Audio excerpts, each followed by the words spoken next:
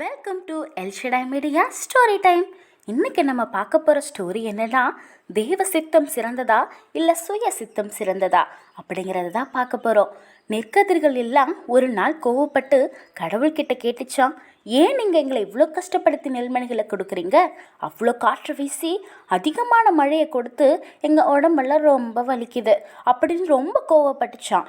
உடனே கடவுள் சொன்னாராம், நான் பண்ணுறது உங்களுக்கு பிடிக்கலையா? சரி, உங்ககிட்டயே அந்த வரத்தை நான் தந்துடுறேன். உங்களுக்கு பிடிச்ச மாதிரி காற்றையும் தண்ணீரையும் உங்கள் வேர்களுக்கு கொடுத்துக்கோங்க அப்படின்னு கடவுள் சொன்னதும் எல்லா நெற்கதிர்களும் சந்தோஷமாகிடுச்சான். தனக்கு பிடிச்ச மாதிரி லேசான காற்று மழைன்னு அதுக்கு நோகாமல் பார்த்துக்குச்சிங்களாம். ஆனால் கடைசியில் எல்லா நெற்கதிர்களும் சோர்ந்து ஒரு நெல்மணி கூட இல்லாமல் போச்சான்.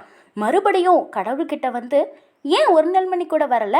நீங்கள் தான் ஏதோ சாபம் கொடுத்துட்டீங்க அப்படின்னு சொன்னதும் கடவுள் சத்தமாக சிரிச்சிட்டு